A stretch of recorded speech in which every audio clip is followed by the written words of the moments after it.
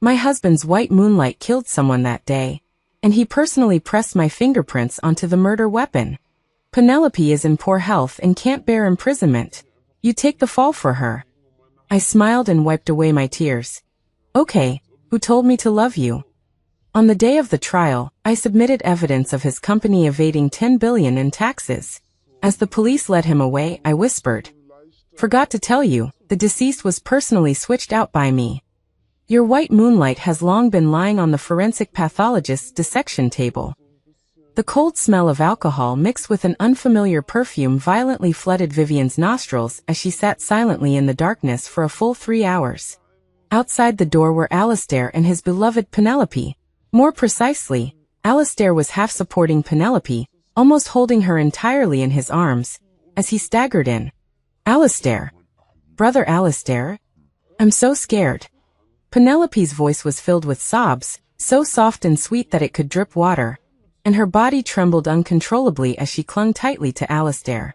"Don't be afraid, Penelope, it's okay, I'm here."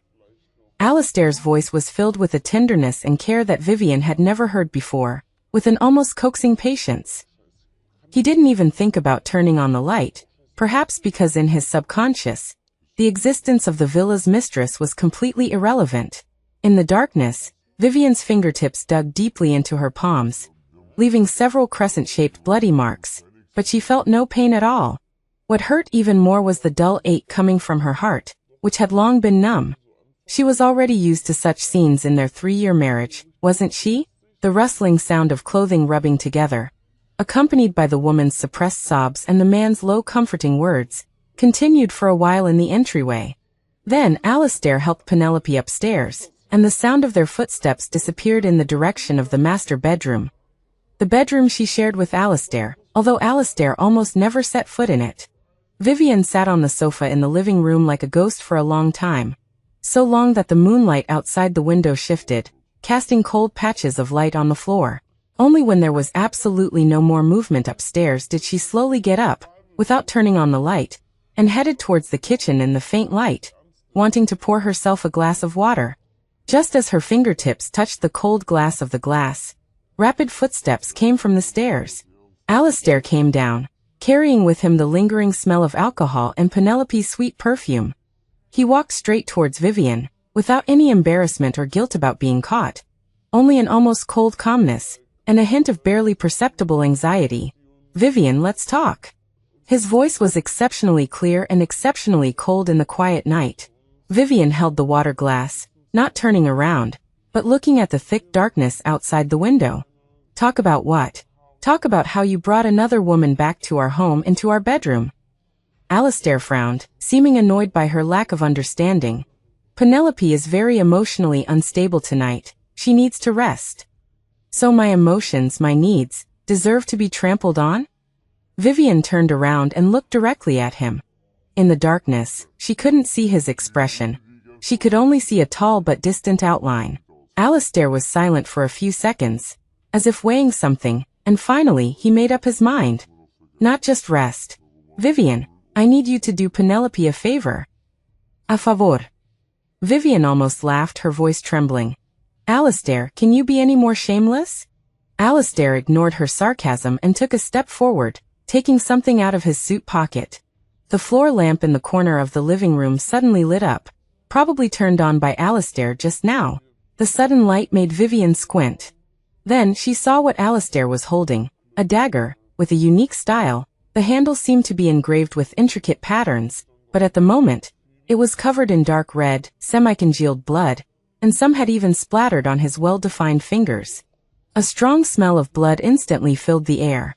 Vivian's stomach churned, and a terrible guess seized her as she stared at the knife. "Killed someone." Her voice was dry and unlike her own. Alistair's face was expressionless, as if stating something ordinary. "An accident. The other party wanted to assault her. Penelope was just defending herself, and it got out of hand."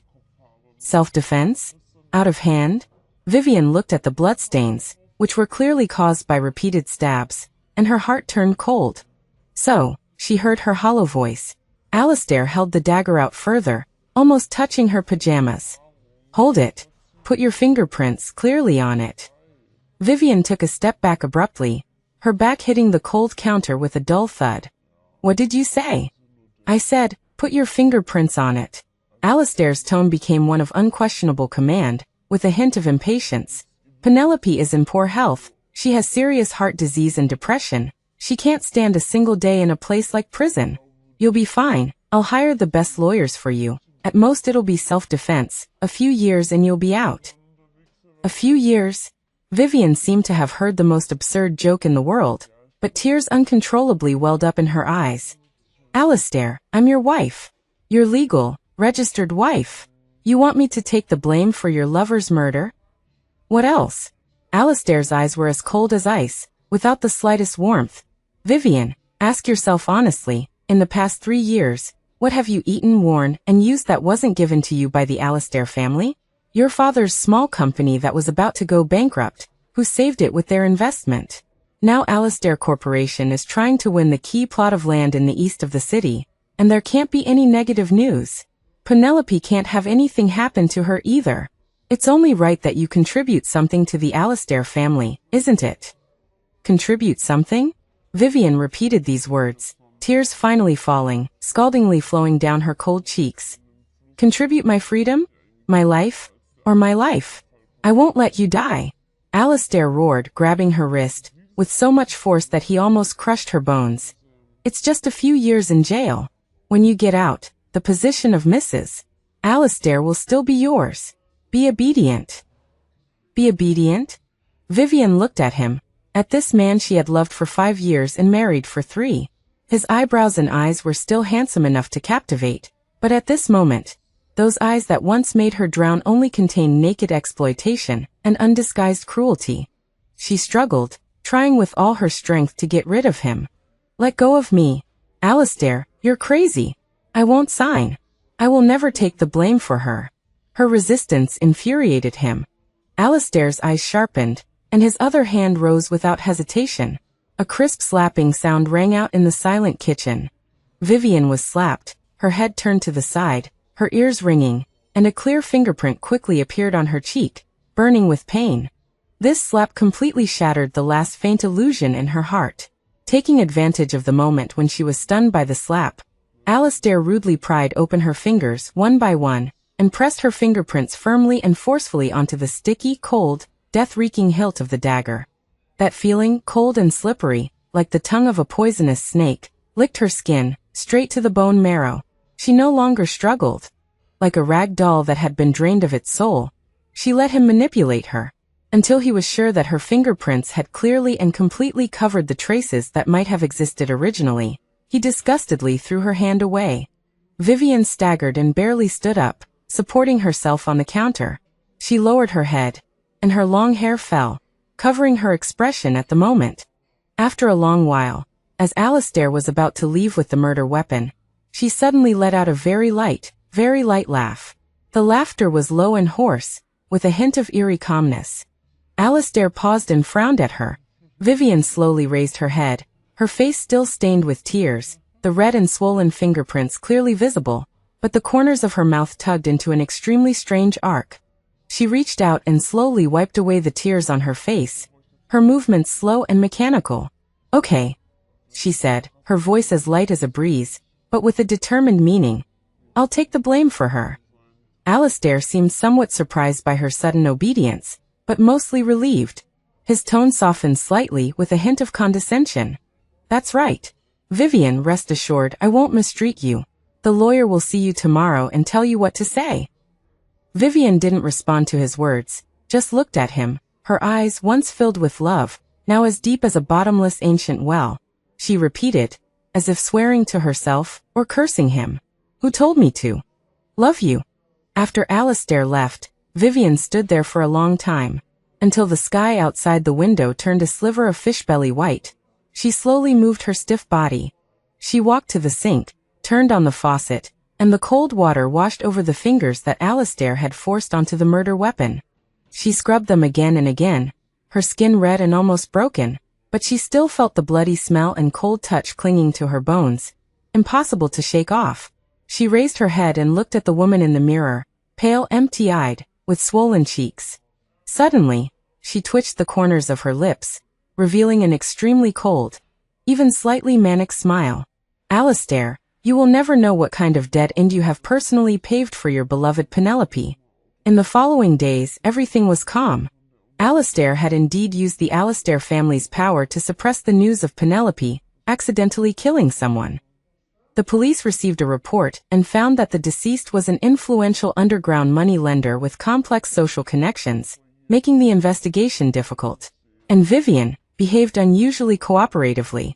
The lawyer Alistair brought, surnamed Zhang, was a top figure in Alistair Group's legal department, specializing in handling all kinds of tricky lawsuits.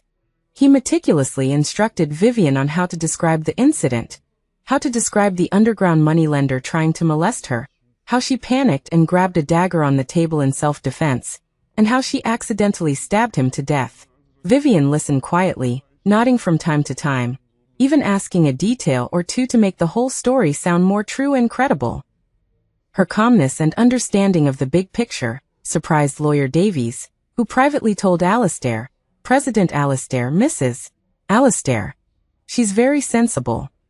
Alistair just assumed she had resigned herself to fate, or as she said, was willing to sacrifice herself because she loved him.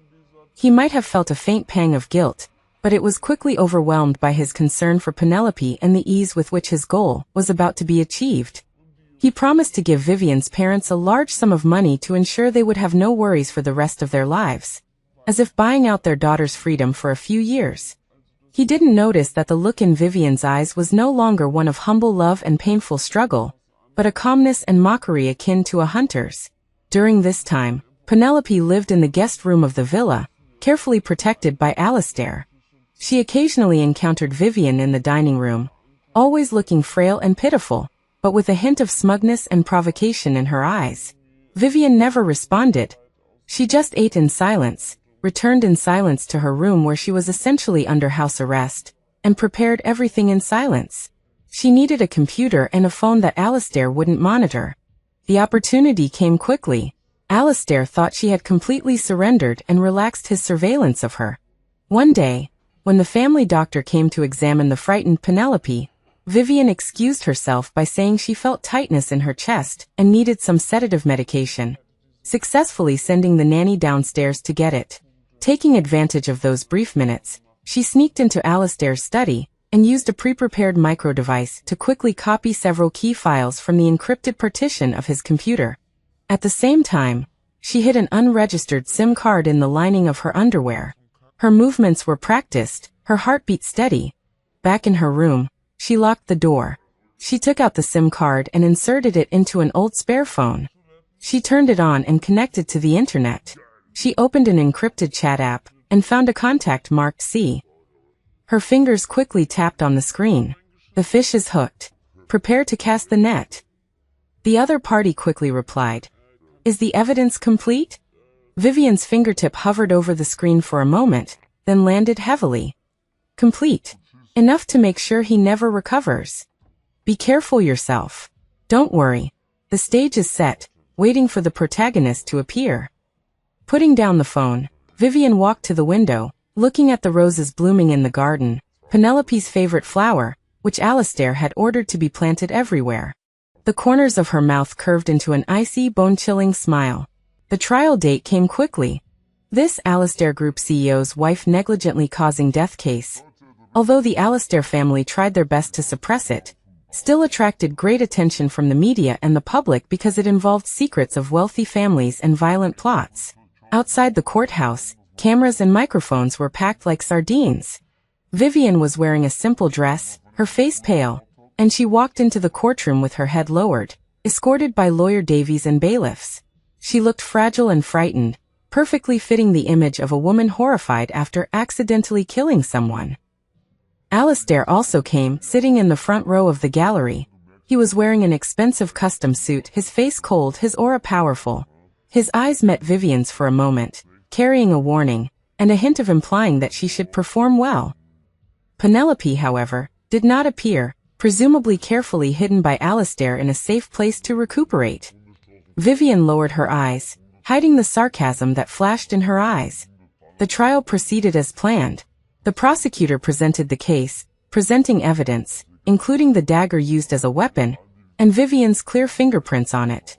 Lawyer Davies stood up and began to defend Vivian on the grounds of excessive self-defense.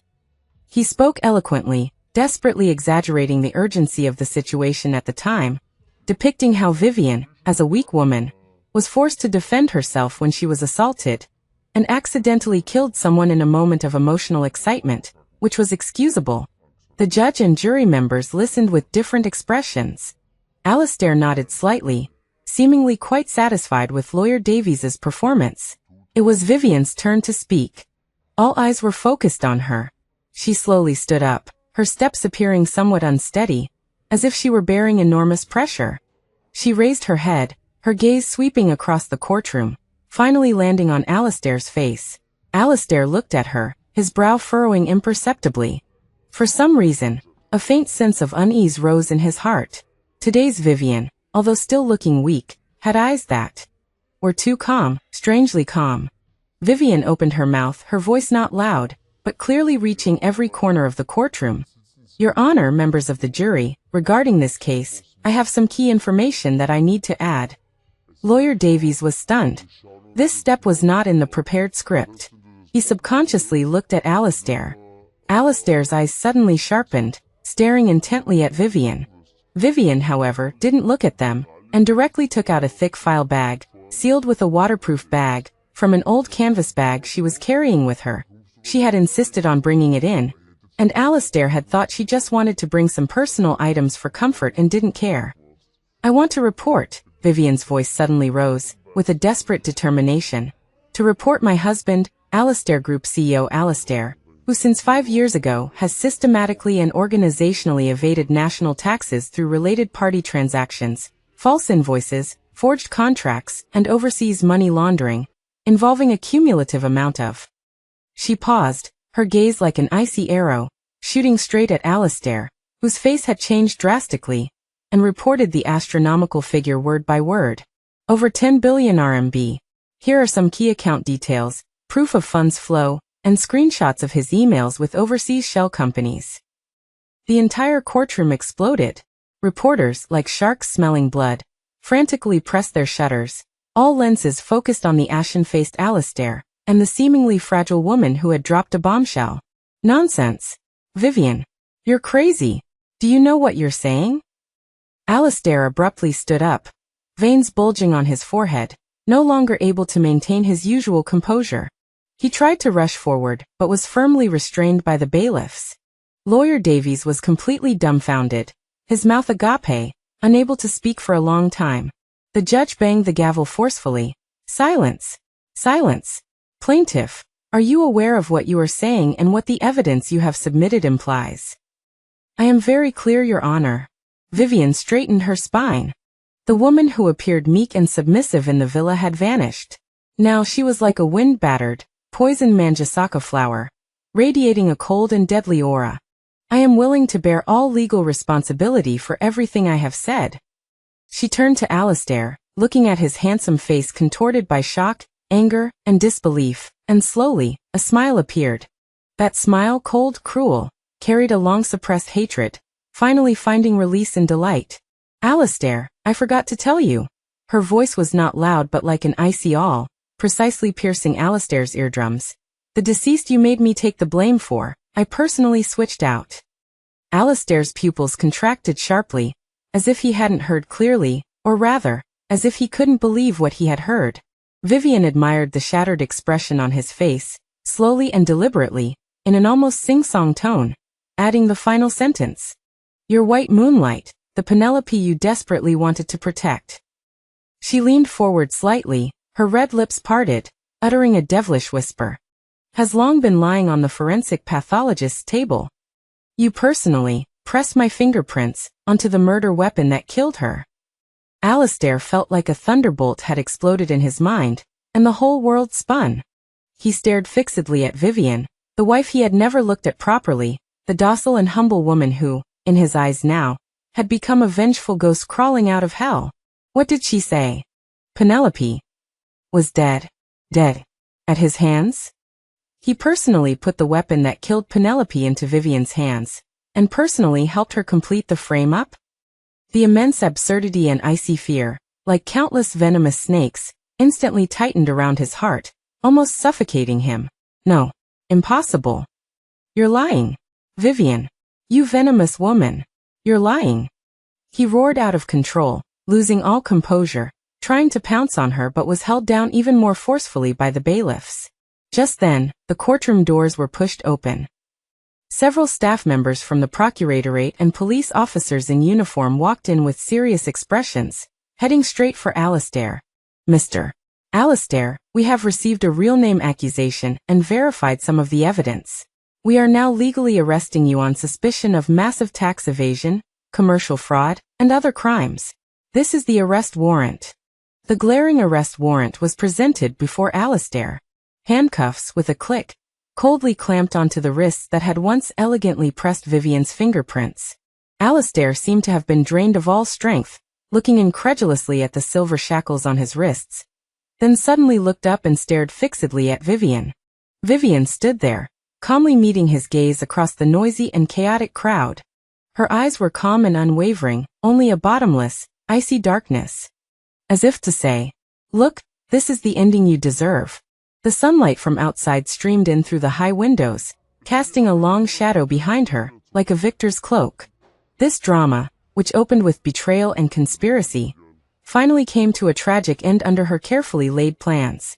And for Alastair, the trial of the law, and that endless hellish torment, had only just begun.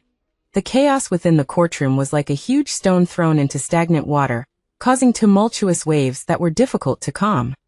The reporters' flashes were almost about to imprint every desperate, ferocious moment on Alastair's face. He was firmly held by two bailiffs, the cold metallic touch of the handcuffs constantly reminding him.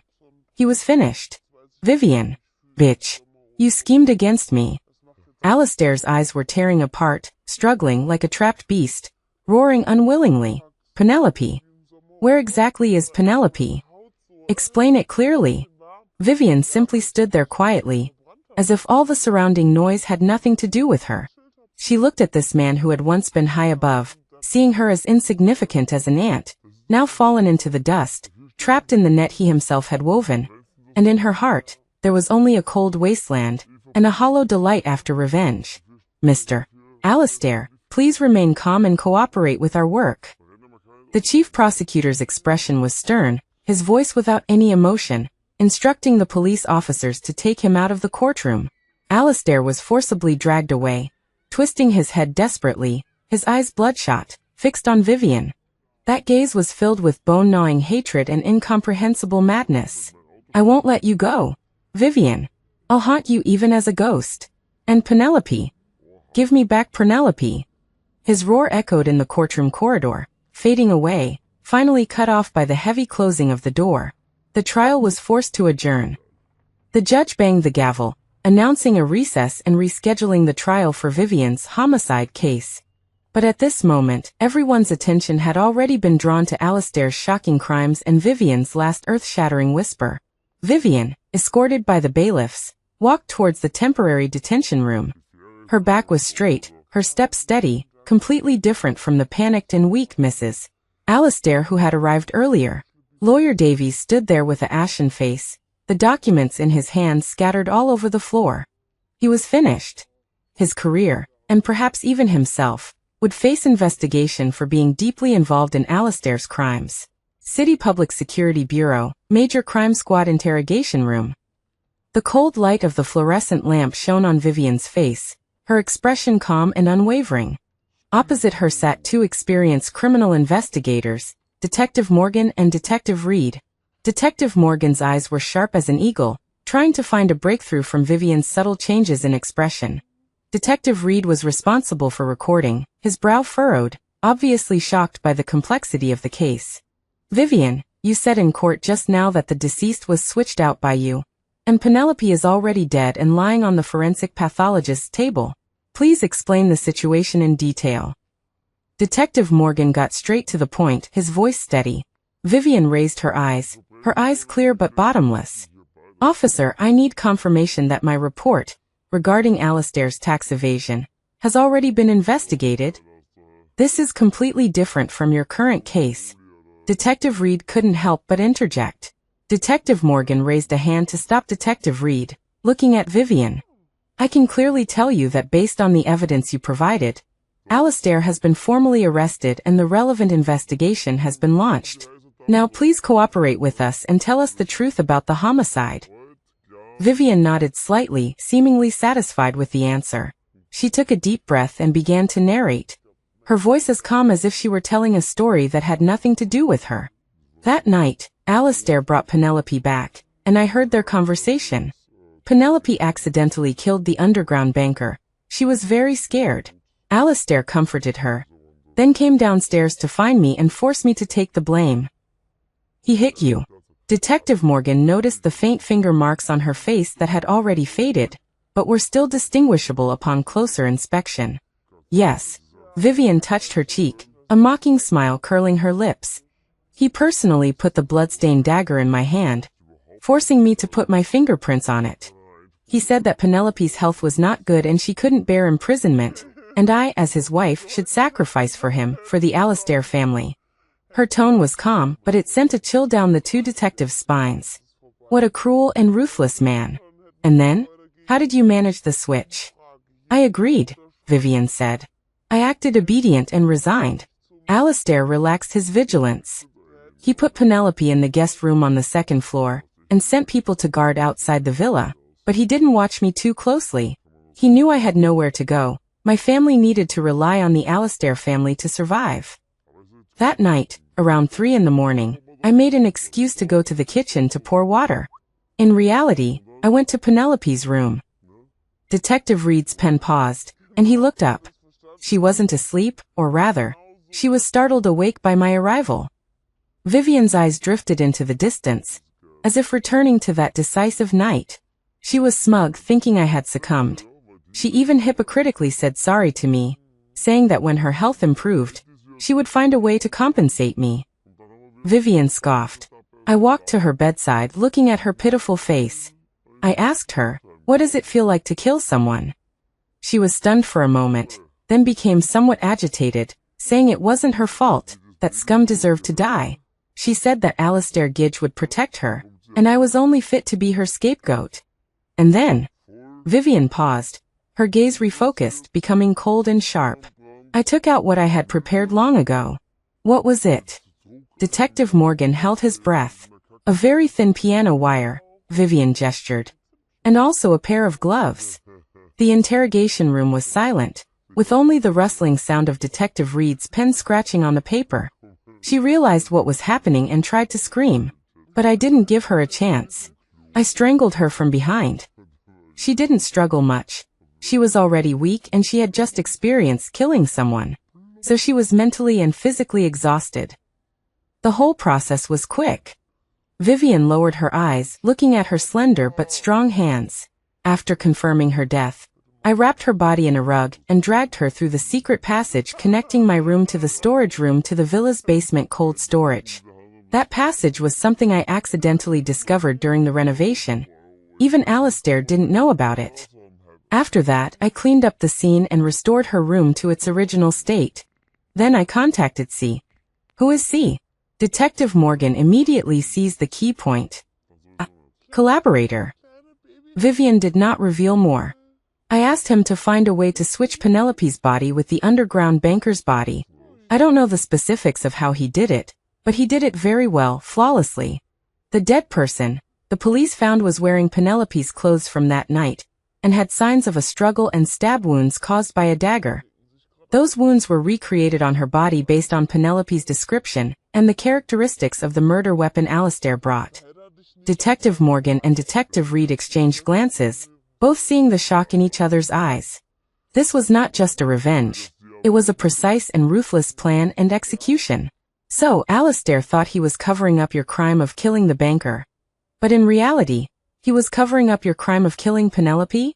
And the knife he made you put your fingerprints on really killed Penelope? Detective Morgan sorted out the chilling logic. That's right. Vivian nodded, a strange smile appearing on her face. He cooperated very well, didn't he? He personally selected the murder weapon for his beloved Bai Yue Guang, and personally placed the blame of murderer on me, the wife he looked down upon. Except he got the wrong dead person. He thought he was protecting Penelope, keeping her away from the eye of the storm. But he didn't know that I, the one he desperately wanted to push out as a scapegoat, was the real storm, and the person he wanted to protect had already become a ghost under my knife, sent to the murder weapon by his own hand. Even Detective Morgan, with his rich experience and countless bizarre cases, felt a chill down his spine. This woman, using a scheme within a scheme, used Alistair's ruthlessness and Penelope's smugness to complete a perfect counterkill and frame-up. She not only avenged her cheating husband, but also personally disposed of the other woman, and allowed her husband to become an accomplice without knowing it. Why did you do this? Even if they wronged you, you could have chosen to divorce, collected evidence to report Alistair. Why did you have to kill?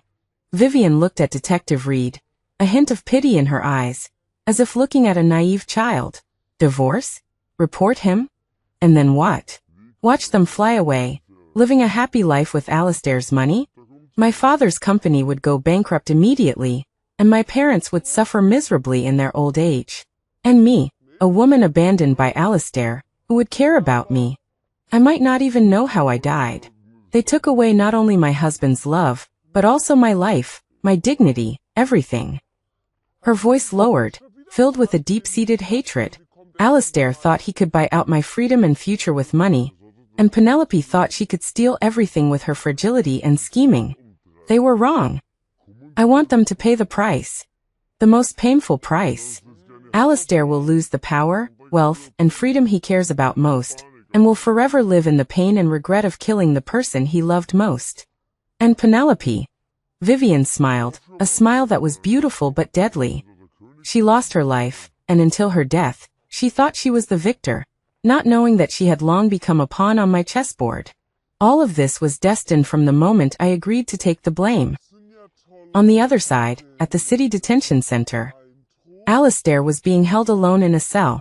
He had lost his expensive suit, changed into a prison uniform, his hair was disheveled, and he sat on the hard bunk bed with empty eyes. Penelope. Penelope. He muttered to himself, his mind filled with Penelope's charming smile, and Vivian's last demonic whisper. You personally put my fingerprints on the murder weapon that killed her. Ah! He suddenly grabbed his head and let out a painful roar. The immense remorse, anger, and indescribable sense of absurdity almost tore him apart. He had always thought that Vivian was a weak and easily manipulated wife, but he never expected that she was the deepest and most vicious one. She not only ruined him, but also killed Penelope, and he had become an accomplice. He remembered how gently he had comforted Penelope, how ruthlessly he had forced Vivian, and how confidently he had arranged everything. Now it seemed that every step was under Vivian's guidance, leading to the abyss she had planned. Poisonous woman. Vivian. You poisonous woman. He banged his head against the cold wall, making dull thuds, trying to relieve the torment in his heart with physical pain. But no matter how crazy he was, he couldn't change the facts. Penelope was dead, killed by him personally. His business empire was about to collapse, and he would be ruined, imprisoned, and possibly even face the death penalty. Penelope's smile. Poisonous woman. Vivian. You poisonous woman.